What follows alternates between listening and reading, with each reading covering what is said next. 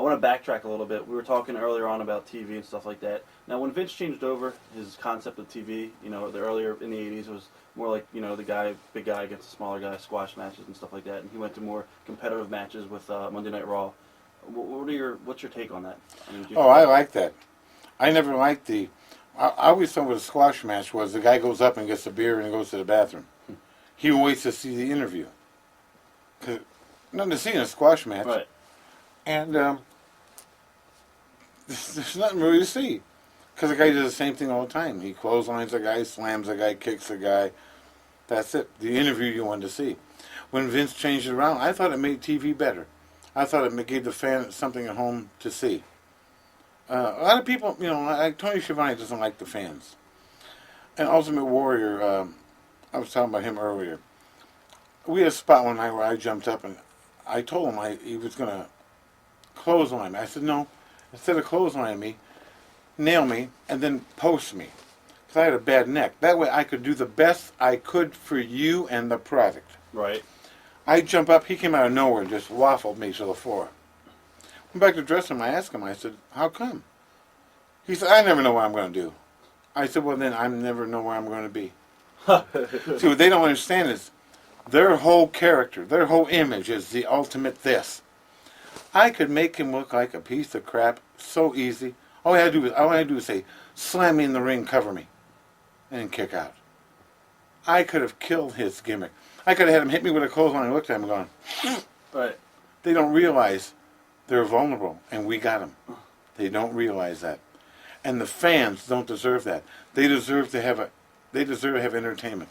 I buried my mother, my grandmother, and my loved ones with the money I made off this business. So I owe them something. That's the truth. You can't look at them as marks, as kayfabes. No. There are people that get out of line. There are people that are relatives that get out of line. Relatives are like fish. After 3 days, they stink. Right?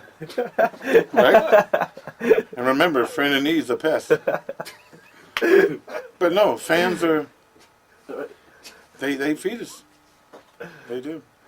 Did you also like the concept of Monday Night Raw? Oh, I loved it. Live wrestling. I liked the Manhattan Center where they did it. Right. It had a different look. And it was energy in the building. And Vince knew it. And I liked it. I liked it. Yeah. And what are your feelings on pay-per-views as far as the wrestling world and stuff? And did you see that as... I think there's too many now. It's like I think the wrestling TV you see is as good as the pay-per-views. So why buy the pay-per-views when you're watching 52 weeks of good TV? Why pay $50 to see the same thing you're going to see? Right. I think when Vince had it like for a year, and there was SummerSlam, Survivor Series was hard. Right. Royal Rumble and WrestleMania, I thought that was great. That was it. But when he went every month with something, the only one that means anything now is WrestleMania. It's true. Really. Now in WCW, did you still stay in contact with? Obviously, Gorilla Monsoon, you still stayed in contact with, right? Until he passed away, until the day he died, his daughter called me the night before he died and said he was checking out the hospital. He wanted to come home. And then she called me in the morning and she said he was gone. I think he was there. With Yeah, because we knew Gorilla. And Victor. And Victor is Kiana's. I took Victor flew and we drove him to the hospital in October. Yeah. In Willingboro. And Valerie called me that night and told me. And he was just a great guy. Never had a bad time with him. Funny story. The first time we ever went to his house to drop him off, we were sitting and I guess his wife was getting us iced tea or something. We're sitting there and Gorilla was doing the yard work and he's wearing this pink hat. He just walked past the window and popped in with the weed whacker. We're just sitting there like, it was just the funniest thing. His bedroom was Oriental, with furniture and stuff. Right. He told me, he says, she should have married Fuji. That's great. The last time, when they threw me out of Raw. Right. Where was it? New York, West, where Scullin lives.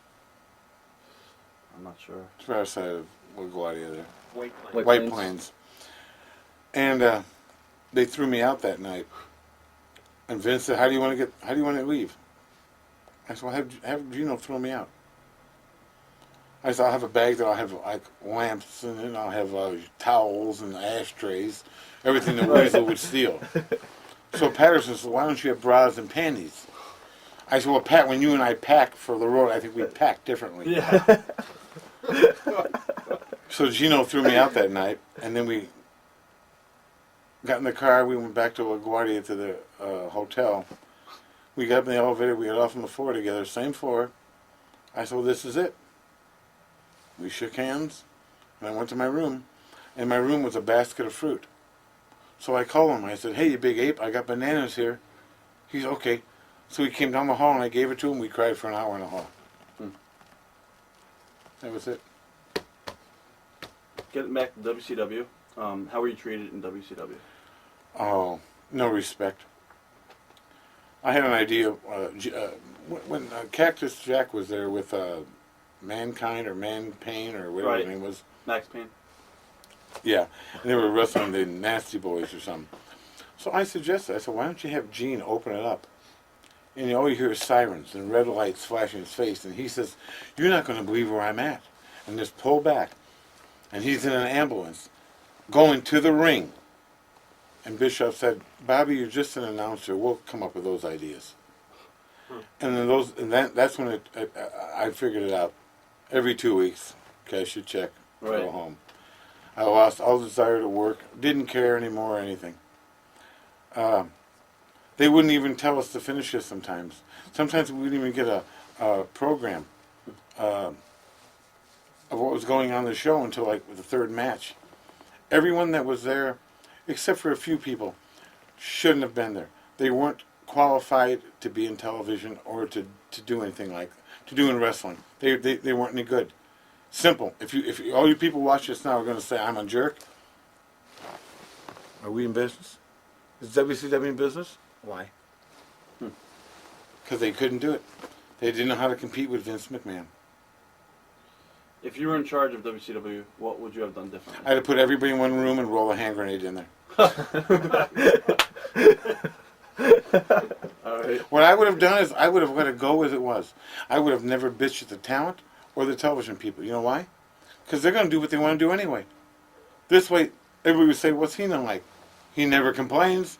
So I still get my check every 2 weeks. That's all I care about now. I used to care about the business, how it ran, and what was going on, and how good we looked. I had respect for what I did. You get down there, when your money's not involved and they don't have any money, they don't care. So I don't care. Pay me. I'll go home. Just it. Do you have any memories that stick out with WCW? Anything that was, That'd be like asking George Brett when he had that hemorrhoid operation, if he remembered that. Right. Let's see. I was going to ask you, was it hard to work there due to lack of organization? And obviously. Yeah, it was. Because I like to work. I really like to entertain. I like to make people laugh. And some people think, well, my style of commentating isn't a whole hard sell heel. Well, first of all, not everybody believes what we do is real. Sometimes you've been in a fight in a bar and you threw a guy in the corner. Right. No, it don't happen. And I believe that not everybody believes it's real, so you have to entertain them and make them happy and have a good time. That's what I do. If you don't like it, fine. A lot of guys would tell me sometimes, not a lot of guys, Brian Adams one time told me, he says, we're trying to get over now. We're really serious out there. I felt like saying, well, then maybe you should lay him in. Not make it look like you couldn't break an egg. So, I mean, you can't make chicken salad out of chicken shit. Right. Were you ever asked to return to managing in WCW? Mm-hmm. And you just didn't want to do it? No. Who did they want to put you with? They didn't say, but they didn't know how to use wrestlers. They weren't going to use me. Plus my neck. I didn't want to bother with that anymore. Right. How did things change when Scott Hall and Kevin Nash came into the company? Business improved. Business was really good. I think Scott Hall was a heck of a talent. I think he had some bad advice from some bad people he hung with. But Scott Hall could still be a big player now with WWF. Used the right way. He's not a bad guy. He just gets bad advice from some bad people. Right. And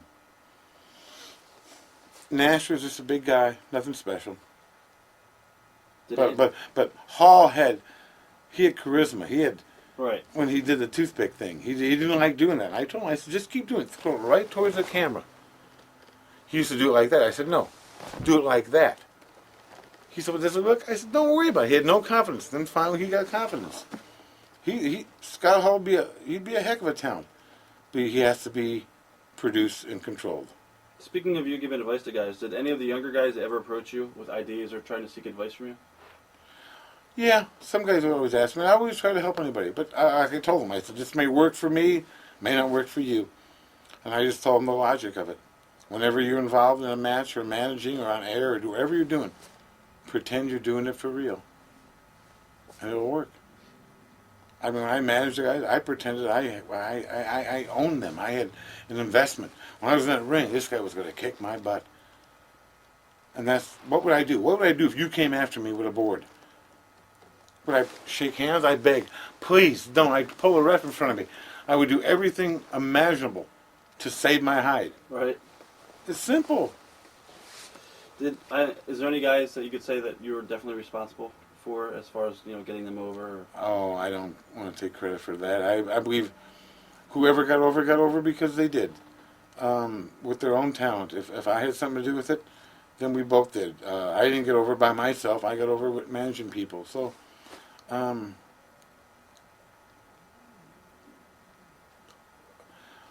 the team of the Valiants, they were useless.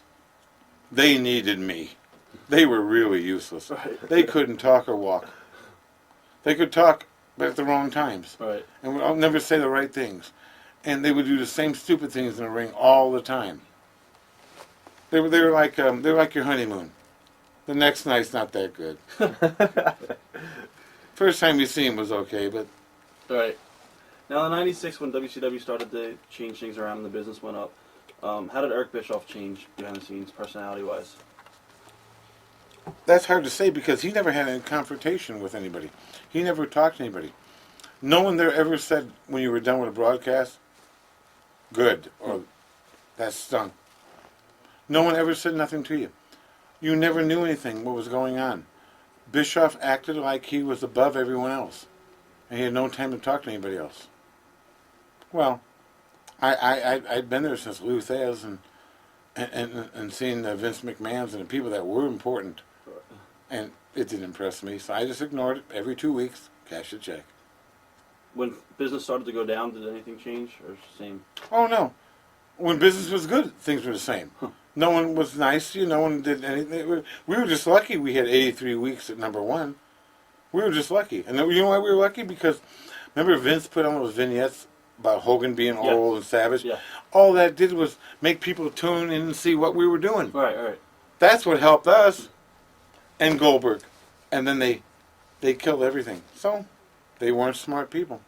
What would you have done with Bill Goldberg? Oh, I would have had him go 3,000-0. First of all, he's Jewish.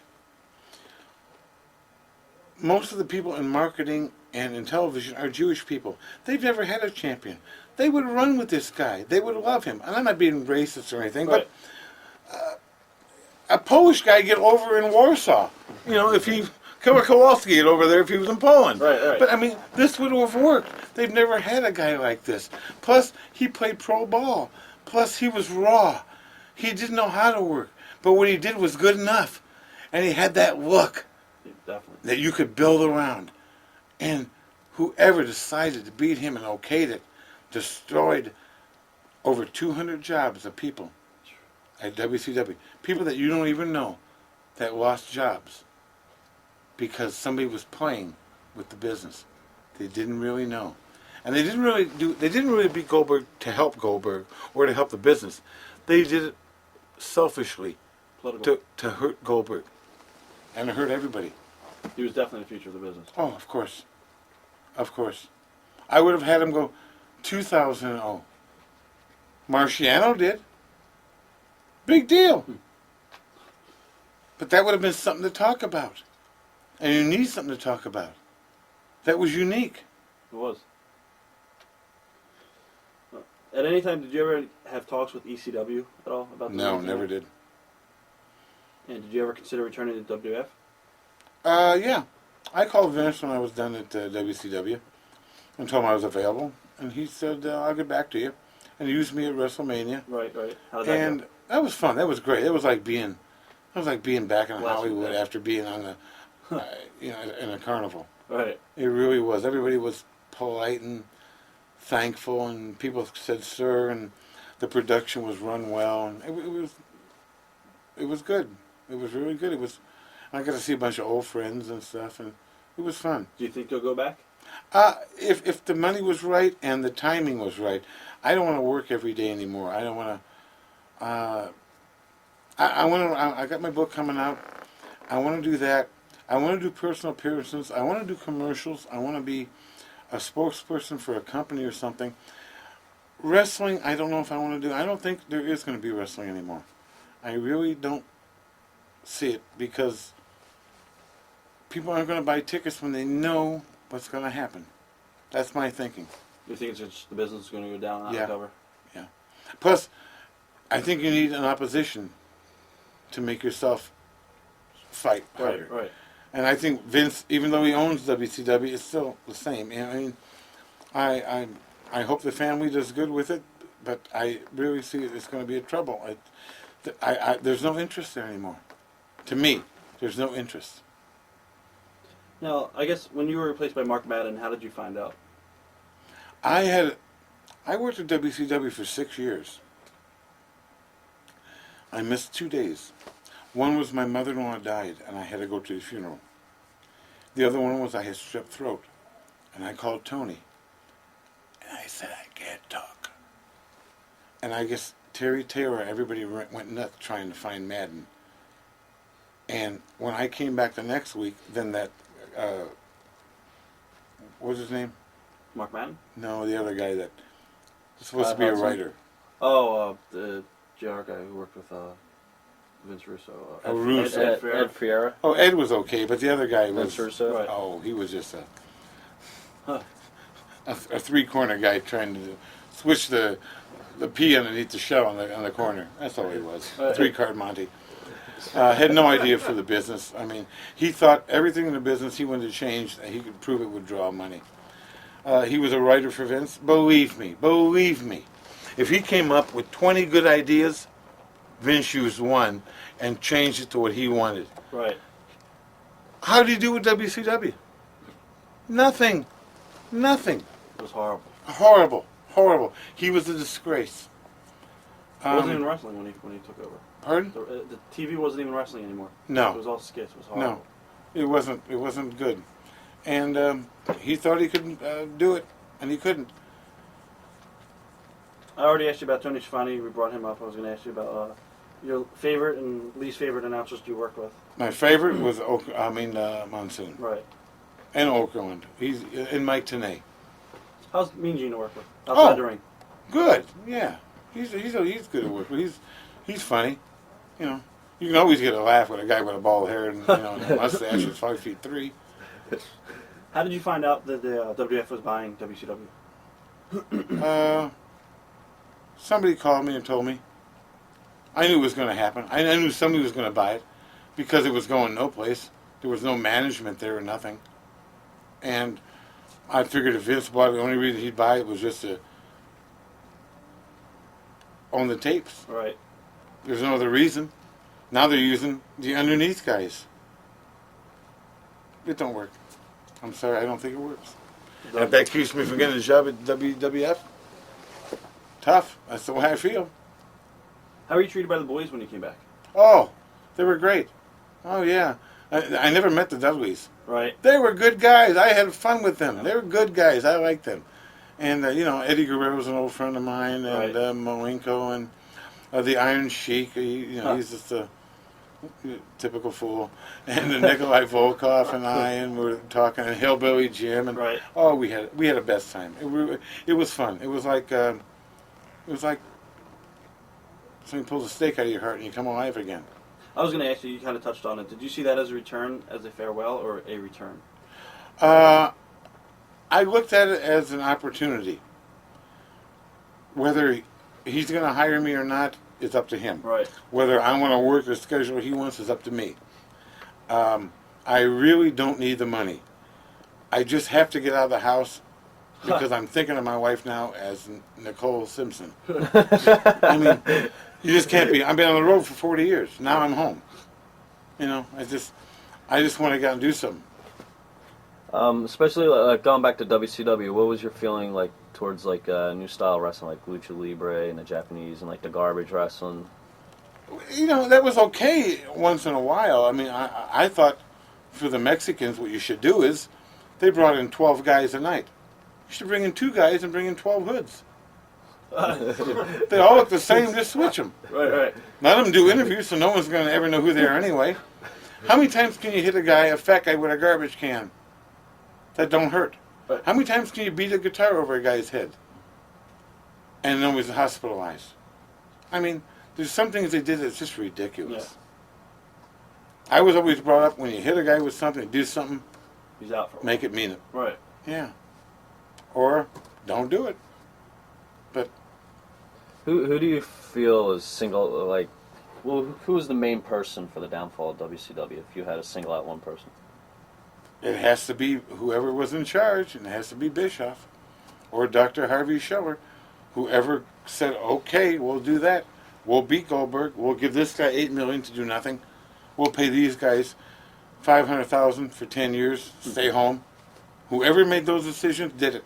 Do you think that was Bischoff's decision? I don't know. No. I do not know. It wasn't his money. It was Turner's money. I don't think Ted knew where his money was. It was AOL's money. It was Time Warner. Who knew? It was hard to tell. What were the politics like backstage at WCW with Eric There Bischoff wasn't. and Hogan and the Nash faction? Well, you see, I was in the announcer's room. They were always in their room with signs on the door. Do not enter. And they had Donuts Dillinger at the door watching it so no one would... You know what he did as a cop? What's that? He was a cop in Charlotte. Yeah. You know what he did? No. He drove the motorcycle at the funerals. What a danger there. They're dead. Yeah. And they're crying. And there's flowers. Right. No problem. He drove the motorcycle at funerals. No security. How many times do you see guys jump in the ring? But we had signs on the doors, do not enter. So I don't know what went on in Hogan's room or anybody's room like that. I know from Hogan, Hogan always tried to do the most he can for himself and the boys in the business. There's a lot of jealousy there. So whatever went on in that room, I don't know about. And no one would tell us, no one wanted to talk about it, and no one cared. It was to that point. At our level, no one even cared what was going on. We just wanted to get done at 11 and go home. It was just a complete bore. Thoughts on doing the WoW pay-per-view? That was great.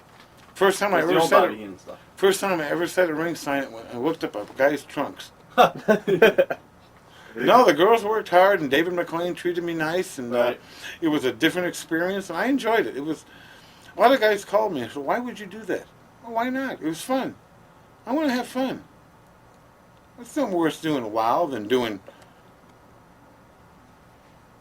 a WCW match or any match. It's entertainment. It's not wrestling. There is no wrestling. If you want to see wrestlers, go to IU or go to Iowa State. No, this is wrestling, pro wrestling. That's what it is. It's entertainment. Do you have any thoughts of ever going into radio full time? Yeah, I'd like to do radio. Yeah, I got a few things in the works I'm trying to do. I want to work with somebody. I don't want to do it by myself. I can't talk for 3 hours. Right. You need to play off somebody. Yeah, I'm going to do that, and I'd like to do that with someone. Like Tanay be a good guy. He's so straight, he's the kind of a guy, Right. He makes coffee nervous, But he's a very talented guy, though. He writes down everything. He's very prepared, and I like that. I like to rehearse. I don't like to rehearse, but I like to be prepared. What do you say to your critics that say that your references on commentary over the last few years have been outdated? Could be. Because of, you see the same moves. You see the same guys, just different faces. What can you say? Nobody does anything different. Plus at WCW, they didn't want me to say anything. Right. Like Eric told me they had a midget, Mexican battle royal midgets with hoods. He said, don't say nothing. Well, how can Bobby Heenan, the character, not say nothing? Right. He said, I said, what happens if I say something? He said, well, they'll all write in. I said, they can't reach the slot. How are they going to mail letters? So they all got in a ring one time, so I just said, it looks like a riot at a daycare center. But in the old days, I could talk about Tito. I said, Right. things like that, but they didn't want me to do that. They wanted all the emphasis on their talent. They didn't want anybody else over it. And a lot of things I probably did say was outdated. And probably because of the product, I didn't care. That was my own fault, probably, being a lackadaisical. I didn't care. There was nothing there to make me care. If that Battle Royal was in WWF in the late 80s, it would probably be the funniest match in the history of wrestling. The what? If that match was in WWF in the late 80s, that'd probably be the funniest match in the history of wrestling. Well, Vince would have let me do whatever I wanted. Thoughts on the combination of Jim Ross and Paul Heyman? Do you still watch TV? No. No, okay. Jim Ross is very educated to the business. He writes down everything. He does his homework. I like Jim. I worked with him. My last pay-per-view at WWF was in Vegas. And Jim and I and Savage worked. Paul Heyman, I never worked with. I like him as a friend, a nice guy. And this guy's trying to get by in life, make a living. That's all it is. Do you follow indies at all? Do you watch any of the indie promotions or anything out there? Or No. You don't watch anything? No. Okay. No. How does it make you feel after all the years that you've done for the wrestling, wait, let me reiterate.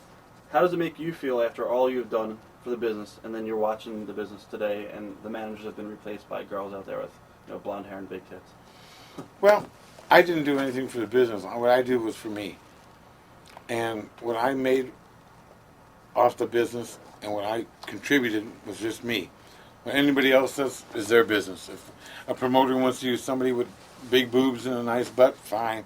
When we use a guy bigger than me, shorter, taller, fine. I had a choice a long time ago to get an education and go on to medical school or law school or trip and distract. Huh. Right. I chose this. Memory of doing the Arsenio Hall show.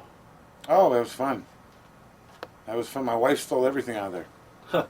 They bring you a big basket in the room of fruit and hams and everything. So as we leave, my wife picks it up. I said, leave it. She said, no, it's for us. I said, they'll think we never did anything like this. Don't pick it up. They'll think we're the Valiants. Don't leave it. Leave it. Right. So we get back to the room that night, about 12 o'clock at night. I said, boy, I wish I had some of that food.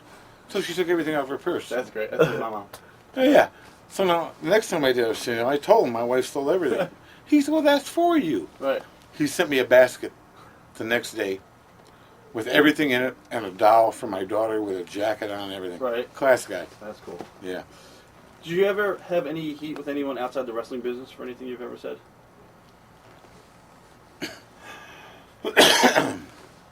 No, just that time Sid told me not to mention he was the dullest fork in the drawer. Right. So, but the guys don't understand. Like Rubarachi always said, I don't care if you spell my name wrong, as long as you say it. Right. And, no, I never had any heat with any guy outside the business. Not at all. I'm going to throw out some names to you, and you just comment whatever you want to say about them. Sure. Bruiser Brody? Never liked the man at all. Very selfish. He would come into a territory. He had a mentality where he wanted to stick it to the promoters. So what he would do is he would screw up matches purposely or try to destroy business. Right. But he didn't realize there was a guy in that first match that was maybe making $50 that needed that to pay his car payment or maybe a child support payment someplace. And if Bruiser Brody kills that business, that takes that poor guy out of $50. And I believe when you're a top guy, you owe something to everybody on that card. To be professional and to make sure that you do it right. If you don't want to work for the guy, tell him that. But don't screw the other guys on the card, because they got to come back next week. You don't. Abdullah Butcher. Lazy. Couldn't do anything. Right. What could he do? It's a big fat guy with a fork. With a fork. Yeah. Jerry Lawler. Fortunate. Very fortunate. He was raised in a small territory, and he's managed to survive all these years. good hand, good worker. Did you ever work Memphis? Yeah, a couple times. With who was Jarrett running? I worked it in 1965 for Nick Goulas. Also worked it for Jarrett with Bachwinkle and I. Yeah. Did you know Jackie Fargo? Yeah. How's he like? Good guy. Good guy. Just no money down there. Hillbilly mentality. They just don't pay you. No money. Most guys you see in Memphis are guys starting out or finishing up. No one goes there to make money. You went to Minneapolis, New York to make money. Right. Jimmy Valiant? Pig. Billy Graham? Superstar? Billy Graham?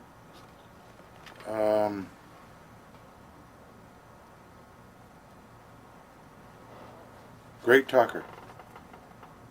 Don Morocco? Good guy. Good weed. No. No, but good guy. Don's a good guy. I don't know why I didn't bring up earlier. King Kong Bundy. What was it like, man? Good guy. He always wore the black suits, right? Right. And he, white hair and no hair, right? Yeah. We got on a plane one day, the stewardess says to me, what would you like to drink? I said, bring me a scotch and water. I used to call him Shamu. So she said, what would he like? I said, bring him a pail of fish. And he leaned over on me like this. And all the way to San Francisco, my suit was wrinkled. But no, Bundy's a good guy. Dr. D. David Schultz? Schultz was Schultz was a redneck before rednecks were cool. Huh. He was the original Steve Austin. Yeah, but David went too far. Right. Yeah, he believed wrestling was real. Were you there for the 2020 thing? Yeah. Is it true that Vince put him up to that? I don't know, Right. but I wouldn't certainly slap somebody from ABC unless I was told. Speaking of that, like Fuji was in the background there. How was Mr. Fuji? Like I heard he was like the biggest ribber. Oh, he was great. Fuji was great. You'd fall asleep on the airplanes. He'd paint your fingernails. He'd shave your eyebrows. Right. Oh yeah. Fuji was good. Speaking of another rib, I don't know. It was back in the AWA days. I think it was Mad Dog Vachon and like maybe Harley Race. He opened up the plane doors. No, Dog did that once. Yeah. Were you there? Or? I was supposed to be on that flight, but I didn't. That's when the AWA had their own private plane. Mm-hmm. I used to call Suicide One. And Greg Gagne told Dog to be at the airport at 4 o'clock. They were flying to Denver, Rapid City, Minneapolis. So Dog at the airport at 4 o'clock. The plane left at 3:30. Dog was mad. Dog got on the plane that night, and he was really mad because he had to pay his own way to go to, and he just felt insulted. So he opened the door, and the door, it had a catch. It would open with stairs that would go down, and then the top would go up. The Dog opened that up and then wrapped the cord around his neck and threw the bag out, everything out of his plane. He just wanted to have something to do that night. What like stories like that? How would you compare like wrestlers from like the 60s and 70s to wrestlers these days? Oh, they were better in the 60s and 70s because they all rode in cars and they all got along. Now everybody, when they get off a plane, they first go get their own car, then they go to the gym, they go to their room, they work out, they go back and forth. There's no camaraderie. You learn to work in the car. You learn to do interviews in the car. You learn to talk in the car. Now these guys come from Gold Gyms just because they got more gas in them than a BP station. They think they're a big tough guy. I'm sorry, it don't work. And I've never seen anybody do gas or do it, but I know it happens in every form of life.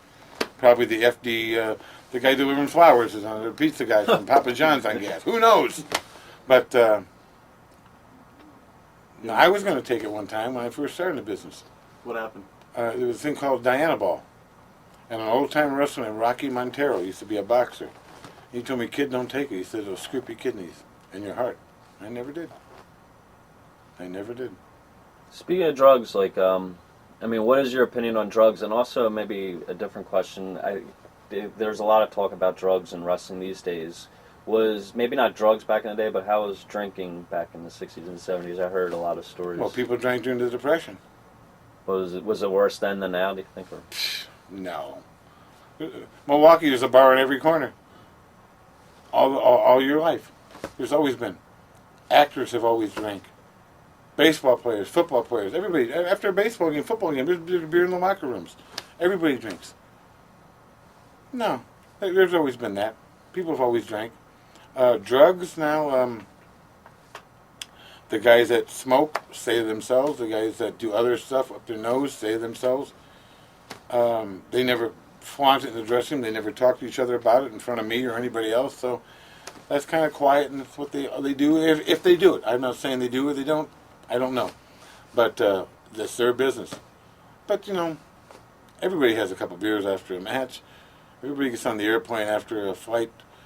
The Dodgers get on the plane and have a drink going home. Everybody does. I mean, if you don't, then what are you doing? Then you're hanging around with Tony Schiavone, drinking Ovaltine at 9 o'clock. Reading a back edition of Hustler that no one knew you had. Seeing if your wife's in a back edition of Beaver Hunt. Fritz von Erich, any cool? Oh, I liked Fritz. He was a good. I knew Fritz in the '60s. Tragic story with his family and all the kids. And I didn't know David. I met Kevin one time.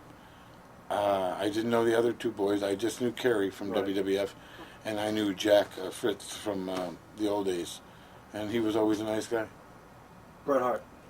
Bret Hart was always a nice guy to me too. He was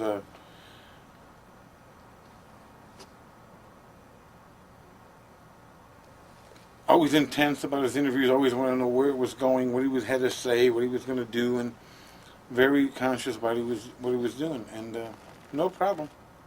How do you feel about like what happened to him, like with Vince and the Owen thing, and then like with WCW?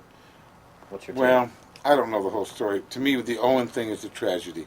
Owen was a very, very, very nice man.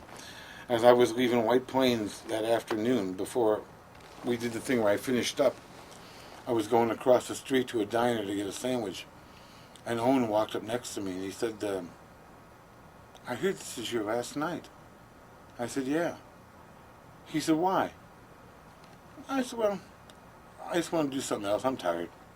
He said, well, it's going to be a big loss to us. And he shook my hand. And I thought, what a nice guy. He really was a nice guy. And not everybody came up to me and did it that night. I can remember Owen Hart doing it. I remember Jack Lanza with my friend from forever did it. And Gorilla. And that was just about it. And Rene Goulet.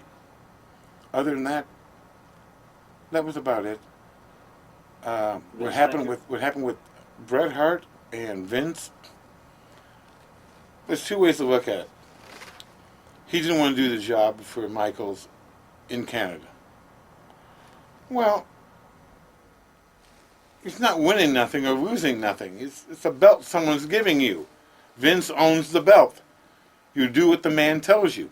Now, if you have it in your contract that says, I have complete control, well, then Vince shouldn't have maybe given him that if he didn't want him to have complete control.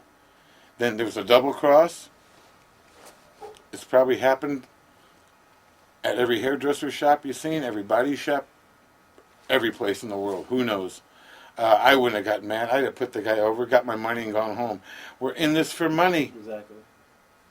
I knew guys for years that if you told me you give them $1,000 a week to do jobs, or I'll give you $500 to be the champion, well, they'll take the championship because they had the belt, but they're losing $500 a week. But the guys don't understand sometimes. Speaking of doing jobs, a couple people on prior shoot interviews said that they heard that with the Andre Hogan match that Andre maybe at the last minute was going to back out and not do a job. Was there any truth to that? No. No, Andre he wouldn't have done that to Vince McMahon. And he wouldn't have done it to the business. If Andre was going to beat you, he'd tell you. He don't have to trick you. He could beat you. I think Hogan was concerned that he was going to do the job, that Andre was going to do it or not. But I asked the boss, I said, what are we going to do? He said, don't worry. Since Andre never did a job, who approached him to do the job? Andre. It was Andre's idea. Andre's idea.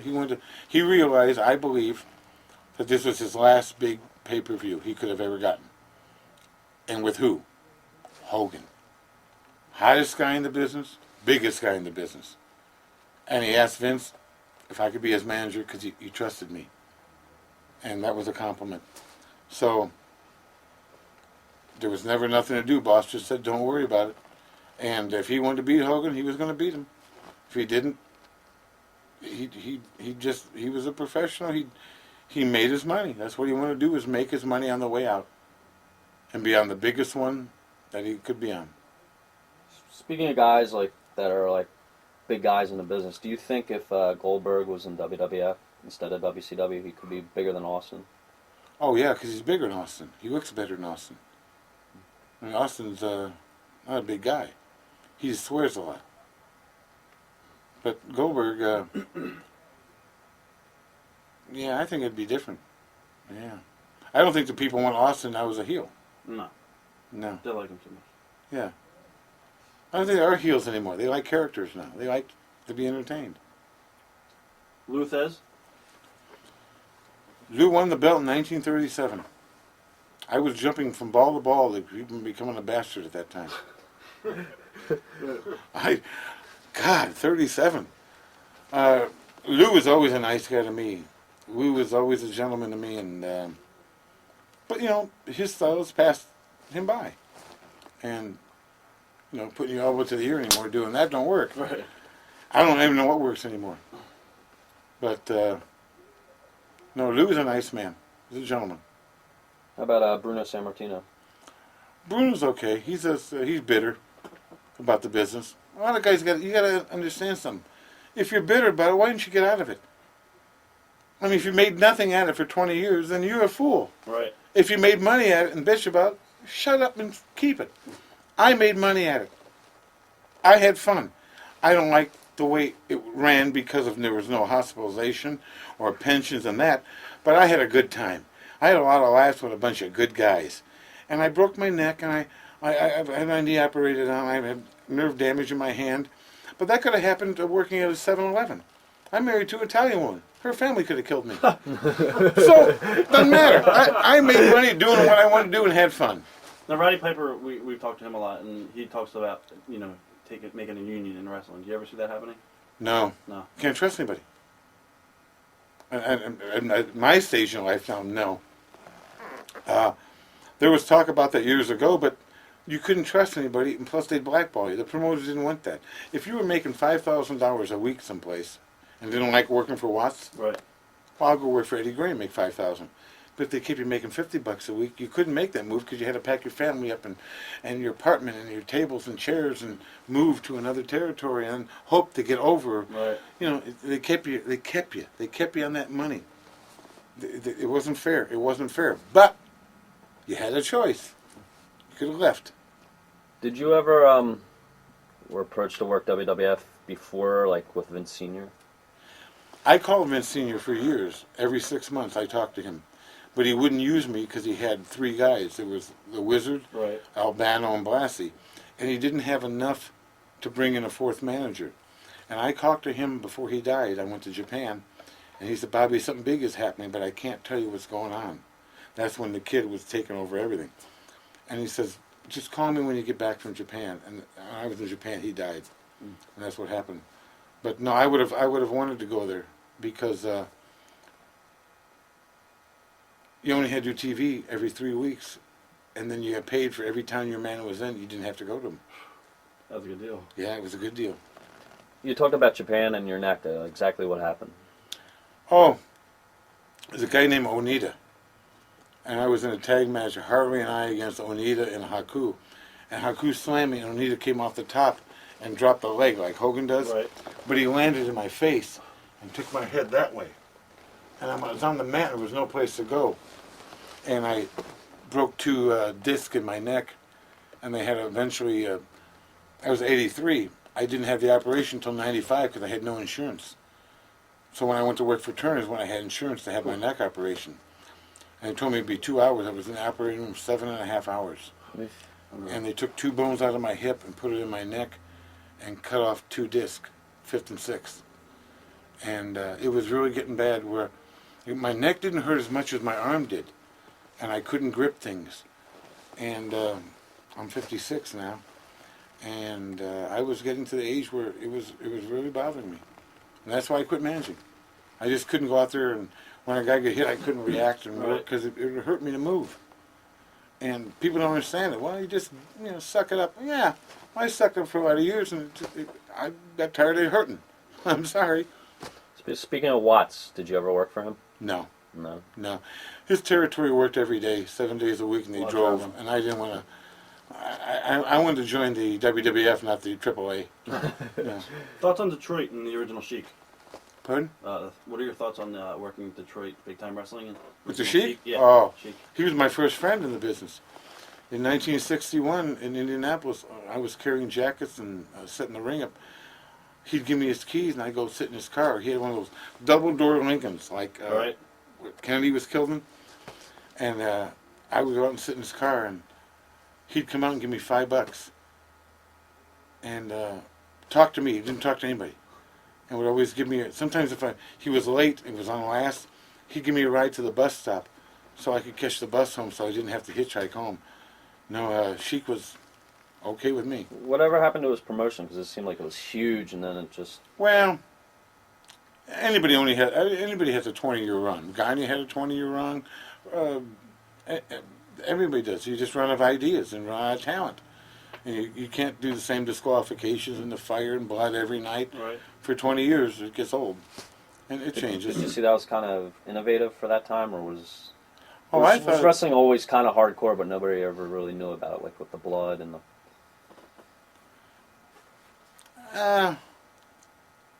I don't think they knew how we got blood. They thought it was ketchup or capsules. But they never understood. If you had a capsule, where would you carry it? Right. Well, if you carried it in your trunks and got kicked there, you look like you were in your period. I mean, the toughest species in this world are women. Think about it. Why is that? Who else do you know that bleeds for a week and lives? It's true. That's tough. Besides the WF, what was your favorite promotion that you worked for? The AWA. AWA. Yeah. Because you didn't work every day. You worked 3 or 4 days a week, and we were all in Minneapolis. It was like a family there. There was Rashke and Lanza and Bockwinkel and Stevens and Patterson and Remus, and we all played golf together. We all went out together. We all had parties at Christmas at each other's houses and Thanksgiving. It was really fun. Do you have any regrets? Do I have any regrets about the business? Yes. Or any of your decisions that you've made? In the Yeah. business? I probably wished I would have worked out more and got a little bigger and could have been the world's champion and made the same money and been screwed more. So it didn't really matter. Right. No, it didn't really matter. I probably wished I wished I would have stuck up more for myself and realized how valuable I was and how valuable some of the boys were. Promotion didn't think we were, but we were. And we should have had, before a union, I think we should have had residuals. We should have had payment off the TV shows. Right. And we don't have nothing. We didn't know. Did you ever work with Jim Barnett? Yeah. Worked for him in 79 in Georgia, and I worked for him in when I went back to WCW, whoever ran it then. Can you do an impersonation? We've had like 10 straight shoot interviews that everybody impersonates him. There's one catchphrase. My boy. There it is. There it is. No, did Jim Barnett, I'd have to rip my shirt off and pretend I was a lumberjack. That's it. Now, when he was a kid, where do you think the pacifier went? Just think about it.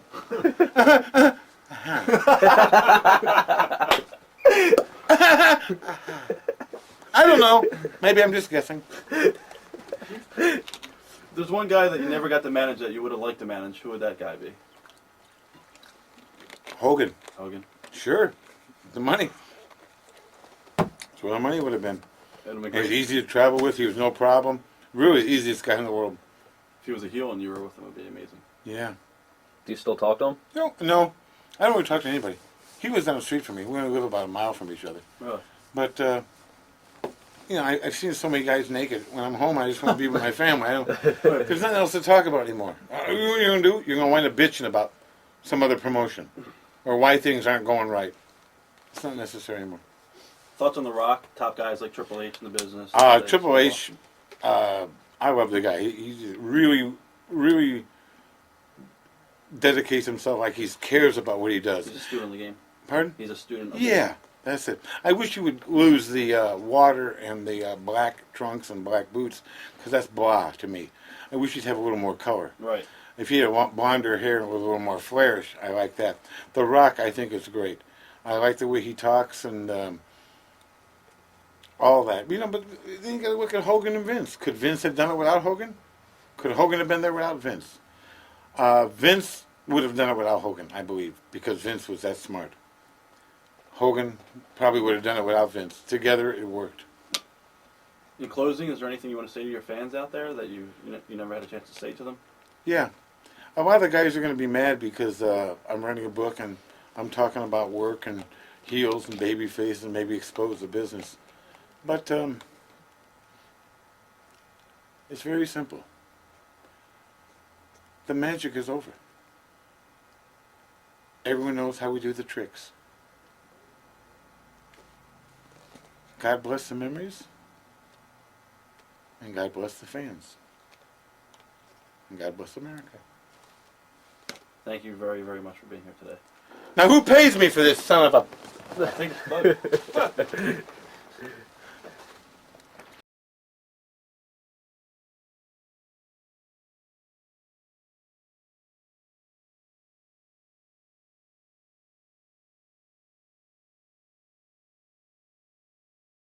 This will be a wild match, I promise you that.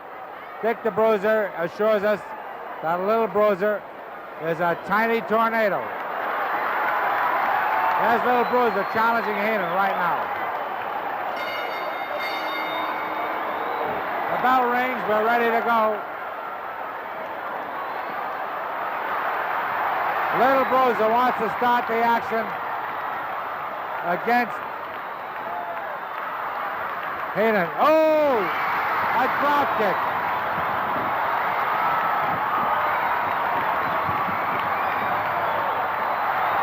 Heenan gets out of the ring in a hurry.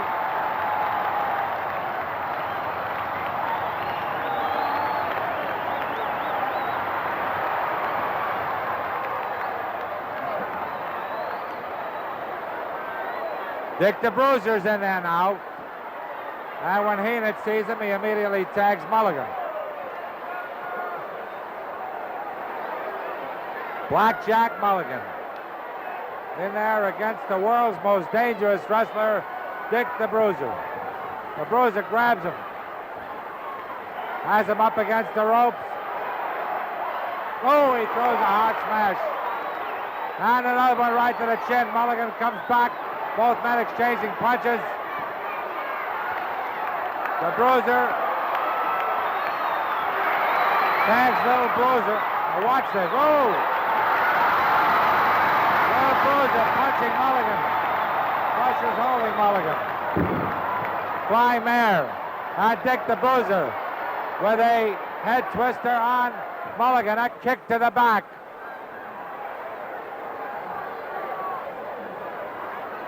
Dick the Bruiser with a chin twister on Blackjack Mulligan.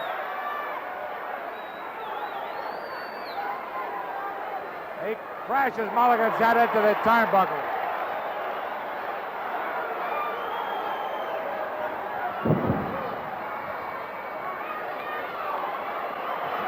In comes Little Bruiser. Works on Mulligan.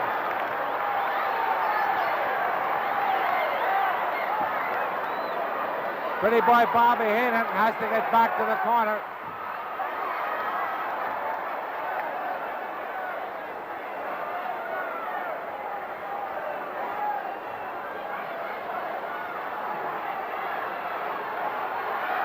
Here's Dick. He stands on Mulligan's right hand and he's twisting that left wrist. And here in the opening minutes of the match, Blackjack Mulligan is in a lot of trouble.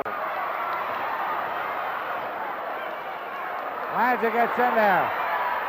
Crusher sends him out in a hurry.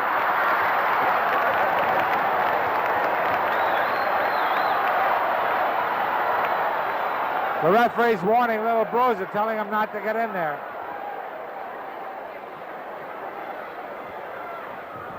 into the ropes. A tremendous knee lift by Bruiser.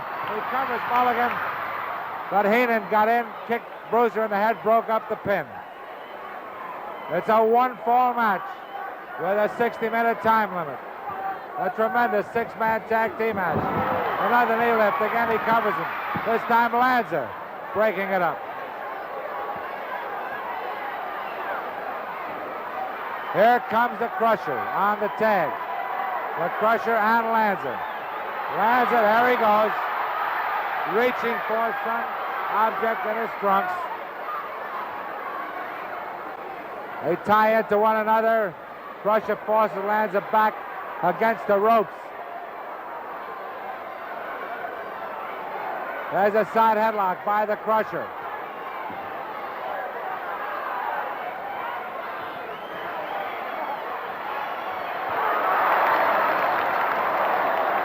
Little Bruiser every once in a while reaches through and punches the opposing wrestlers.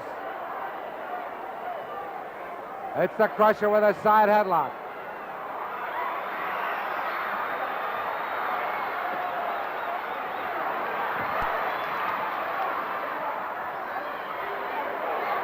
They're wrapping the tag team rope around the Crusher's throat. Dick the Bruiser to the rescue. He grabs Mulligan, punches him, sends him to the floor. Now Dick's going after Pretty Boy Bobby Heenan. The little Bruiser eludes him. Heenan jumped out of the ring when he saw Bruiser waiting for him.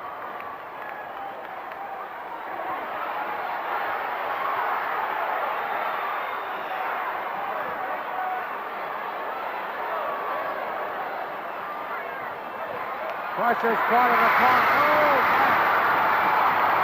The little Bruiser bit Heenan and broke that hold up. And here's Crusher kicking Heenan. Now the Bruiser has it. A kick to the midsection by the Crusher.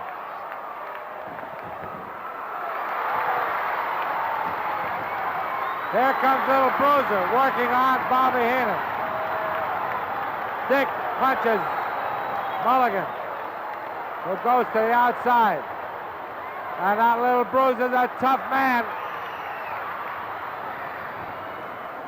Mulligan punched little Bruiser. Crusher takes over on Pretty Boy Bobby Heenan. What a terrific six-man tag team match this is. There's Blackjack reaching now. He usually removes a piece of metal and slips it in his glove. They're in the corner. Lanza. Well, Lanza couldn't do much because the Crusher took over. And the Crusher stopped him with two thumbs right to the eyes. Watch Dick the Bruiser take over. There it goes again. Comes to the eyes. And Lanza trying to find his corner. Here's Dick the Bruiser. Watch this now. A punch right to the head. And Dick the Bruiser with a head twister. And Lanza in trouble. But he's tough. Into the ropes. There's that big knee lift to the midsection. Lanza's on the mat. Dick the Bruiser standing over him. And Dick grabs that leg. That's that leg that was recently damaged. Heenan broke that up. Now it's Mulligan punching Dick the Bruiser, but the Crusher grabs him. Lanza punching the Bruiser to the throat. Here's Heenan.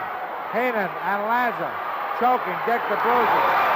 The Crusher smashed their heads together. And he saved the Bruiser. Again, a chokehold. And punches to the throat by Blackjack Lanza. And Dick the Bruiser's up. Boy, this man is tough.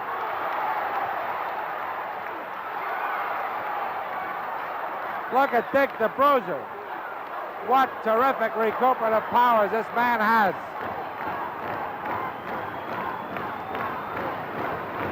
They're both punching the Bruiser. He stands up there like a sturdy oak tree. Look at him go. Watch Dick the Bruiser. Lanza grabs him. Mulligan. Oh! Dick ducked down. And Mulligan punched Lanza. What terrific action in this great six-man tag team match. Into the ropes. A big backdrop by Dick the Bruiser.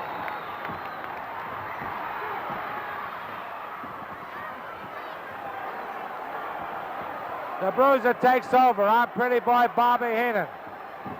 Sends him straight through the ropes. He hits on a table. He's out on the floor. Mulligan, Lanza and the Bruiser fighting on the outside. The Bruiser threw Lanza in there. Here's Mulligan attacking the Bruiser. Whoa, man. What a fight here on the outside of the ring. Dick the Bruiser takes over on Lanza. They crash Mulligan and Lanza's heads together. Pretty boy Bobby Heenan is out.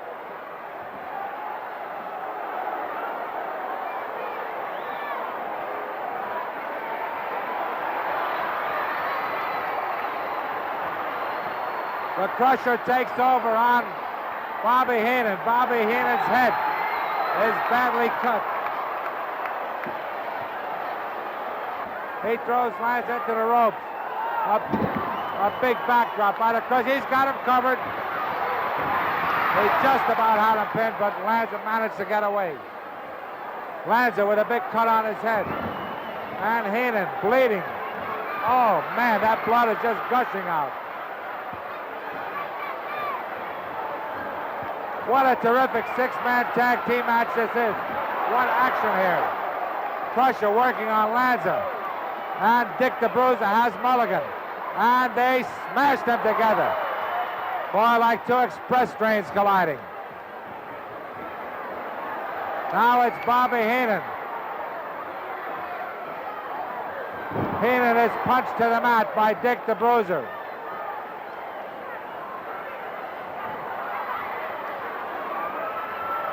Little Bruiser hanging on to Heenan. And all three of them are thrown together. Man, what a terrific tag team match this is. Now look at this great team of Dick the Bruiser and the Crusher. Now Little Bruiser on top of the ropes. And they've got Mulligan and Little Bruiser thrown right on top. Mulligan, he had him pinned, but it was broken up.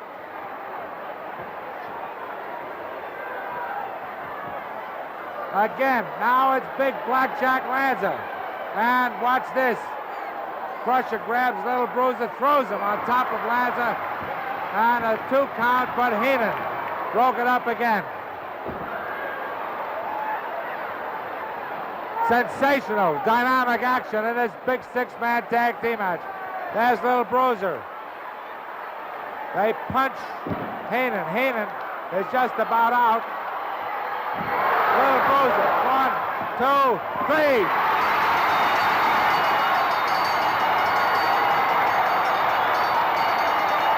Crusher and Dick the Bruiser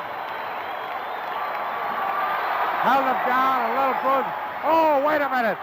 Mulligan is attacking the midget wrestler. He crashes him to the mat. And Little Bruiser is being kicked by Mulligan and Heenan and Lanza. Little Bruiser is hurt. Crusher working on Heenan. Now Dick the Bruiser has Heenan. He smashes him into the turnbuckles. Little Bruiser has been badly hurt. This little fellow was smashed to the mat by Mulligan. There's the doctor, the club doctor is working on Little Bruiser, and meanwhile they jumped on Crusher's leg. Crusher is having trouble with that knee. They jumped on his knee trying to break it.